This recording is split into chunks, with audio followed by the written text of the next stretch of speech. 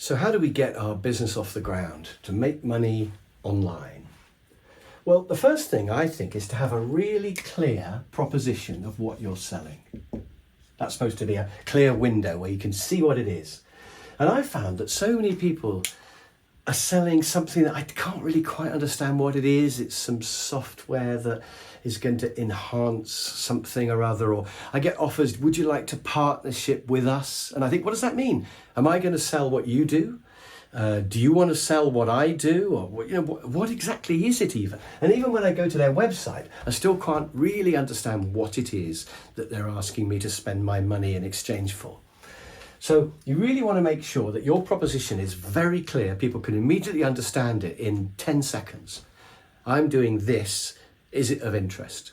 And now I've told you this, keep an eye out for it, because you'd be amazed how often you see people with online businesses, products, services being offered, and you think, I don't really know what that is exactly. So make it really, really clear what you're offering. What do they get in exchange for the money that they're going to pay you?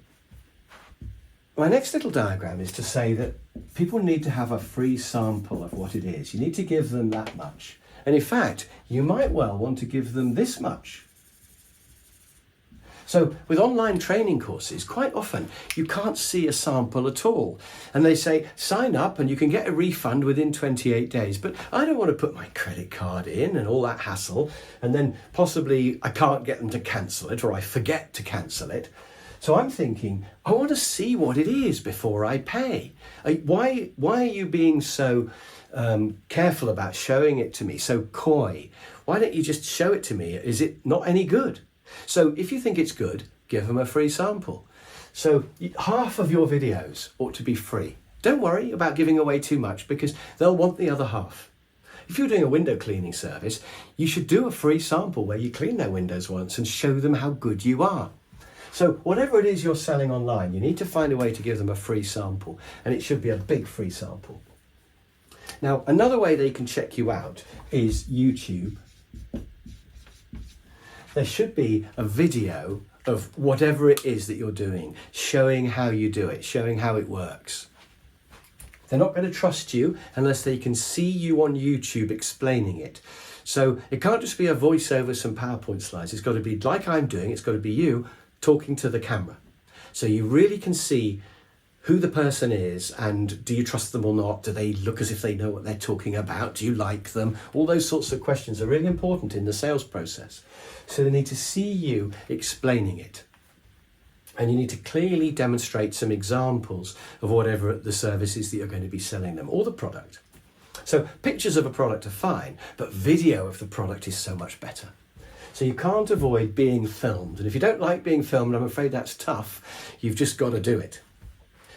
Right, the next thing I've got here is social media. And I've got LinkedIn, TikTok, Instagram, whatever. But I've put a question mark on the end, because I don't think that social media is the magic answer to selling. And people go, oh yeah, we'll just put some videos on TikTok and we'll sell millions.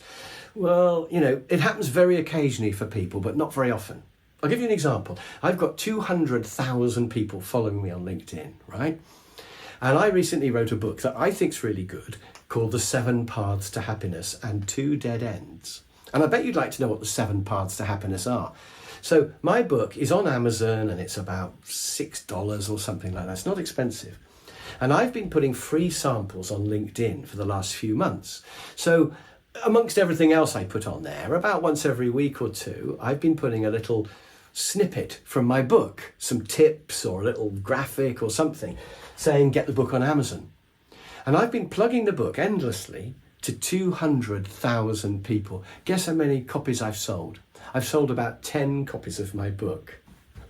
I'm making about $3 on each one. I've made $30. It's nothing. So even a massive following on LinkedIn doesn't mean you're going to sell loads. Now, I don't mind about that. I don't need the money from the book, actually. I did the book because I wanted to do it, and I think it's important.